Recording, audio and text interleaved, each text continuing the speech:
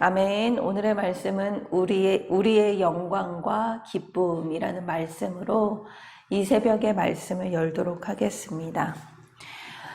바울은 자신이 전하는 복음을 데살로니가 성도들의 그 사람의 말로가 아닌 하나님의 말씀으로 받았다고 그들을 칭찬합니다. 13절 말씀입니다.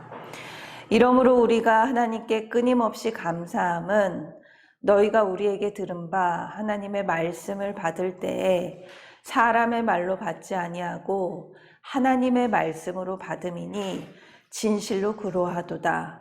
이 말씀이 또한 너희 믿는 자 가운데서 역사하느니라. 바울이 데살로니가에서 3주간 머물며 복음을 전했습니다. 이 복음의 내용에는 예수가 곧 그리스도라는 선포입니다.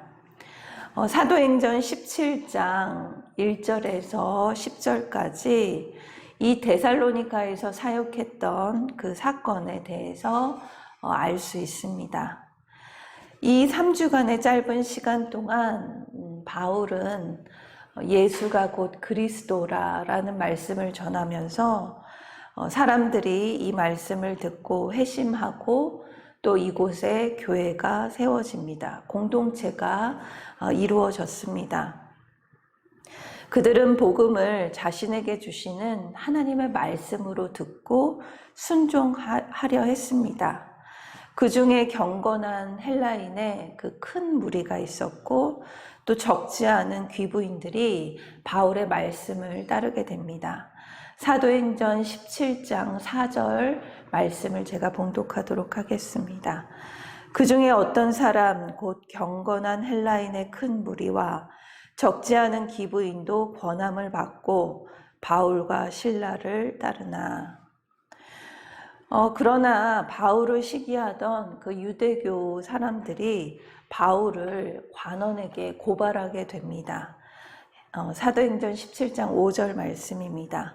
그러나 유대인들은 시기하여 저자의 어떤 불량한 사람들을 데리고 떼를 지어 성을 소동하게 하여 야손의 집에 침입하여 그들을 백성에게 끌어내려고 찾았으나 이 바울은 야손의 집에 있었는데 그 야손의 집에 있었던 바울을 끌어내려 바울을 찾으려고 했습니다. 이 사람들은 바울이 전하는 복음에 불만을 품고 그가 다시는 데살로니가에서 사역을 할 수 없도록 그를 찾고 또 로마 관원에 제소를 하게 됩니다. 이 때문에 바울은 더 이상 그곳에서 사역을 할 수 없었고 급히 베레아로 피하게 됩니다. 사도행전 17장 10절 말씀입니다. 밤에 형제들이 곧 바울과 실라를 베레아로 보내니 그들이 이르러 유대인의 회당에 들어가니라. 이렇게 바울은 이 짧은 3주간의 사역을 마치고 급히 피신하게 됩니다.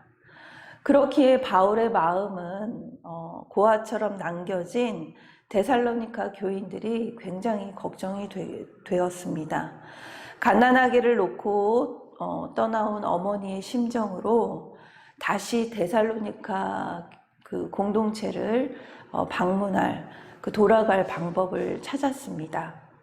그런데 다행히 데살로니가에 남아있던 디모데가 데살로니가 교회의 그 소식을 가져오게 됩니다.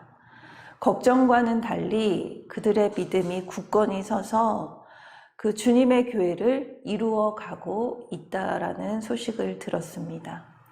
바울은 이 소식을 듣고 크게 기뻐하게 됩니다.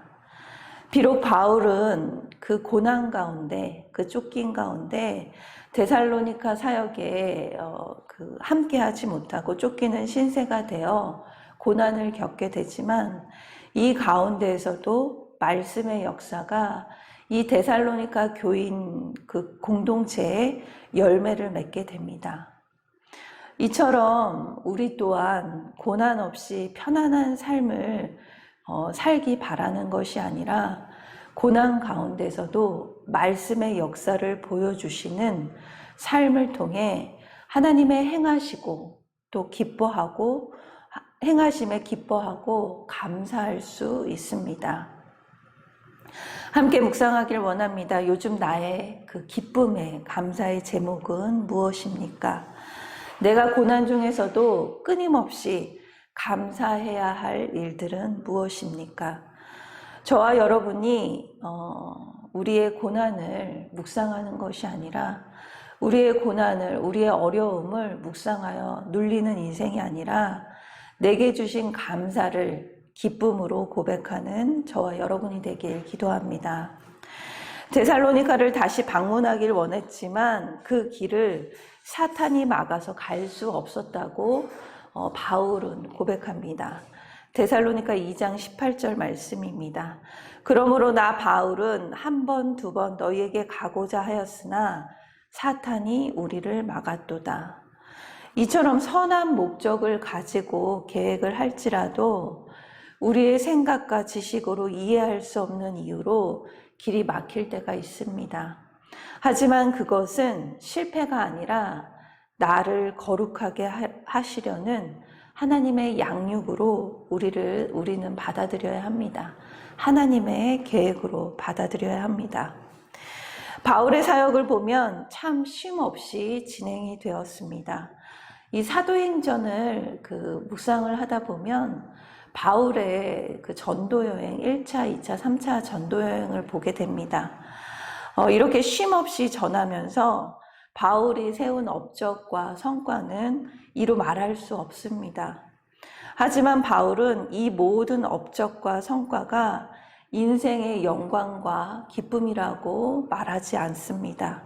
19절과 20절의 말씀입니다. 우리의 소망이나 기쁨이나 자랑의 면류관이 무엇이냐? 그가 강림하실 때 우리 주 예수 앞에 너희가 아니냐? 너희는 우리의 영광이요 기쁨이니라. 바울은 고난 중에 믿음의 경주를 하고 있는 데살로니가 교회 성도들을 자신이 주게 받은 승리의 그 면류관이라고 고백을 합니다. 십자가의 영생을 선물로 받은 그리스도인에게는 최고의 자랑이 세상 사람들이 칭찬하는, 세상 사람들이 바라는 그 업적과 성과와는 그 결이 다릅니다. 바로 영원 구원이 최고의 영광이고 기쁨입니다. 한 영혼이 예수님을 믿어 구원을 받는 그 면류관이 내게도 약속되었기 때문에 오늘도 그 한 사람을 우리는 섬길 수 있습니다. 함께 묵상하길 원합니다. 나는 누구에게 자랑의 면류관입니까? 또 내 자랑의 면류관은 어느 지체입니까? 생각해보면 우리도 처음부터 주님을 알았던 것은 아닙니다. 인격적인 주님을 만난 것은 누군가에게 복음을 들었고 하나님의 은혜로 주님을 영접하게 되었던 것입니다. 그때 우리는 주님 앞에서 자랑의 면류관이었을 것입니다. 그리고 이제 주님께서는 자랑이었던 우리를 복음의 전도자로 세우셨습니다. 이제는 우리가 담대히 복음을 전함으로 주님께 자랑의 면류관을 주님 앞에 서는 날 드리는 저와 여러분이 되길 간절히 기도합니다. 다 같이 기도하도록 하겠습니다. 사랑의 하나님, 오늘도 말씀을 통해 고난을 이기고 믿음을 지키는 사람들을 보게 하심 감사드립니다. 또한 선한 의도로 계획을 세웠지만 때로는 내 생각과 다르게 가는 이 고난의 시간이 나를 거룩하게 하는 양육의 시간임을 알게 되었습니다. 결국 주님께서 행하시면 행하실 줄 믿습니다. 우리는 이때에 고난만을 묵상하지 않고 좌절하고 낭망하는 것이 아니라 눈을 들어 주님이 내게 맡기신 영혼들을 돌아보길 원합니다. 주님 앞에 자랑의 면류관이 될 그 한 사람의 구원을 위해 오늘도 작은 적용을 통해 주님의 자랑의 면류관이 되길 기도합니다. 우리를 사용하여 주시옵소서. 감사드리며 예수님의 이름으로 기도드립니다. 아멘.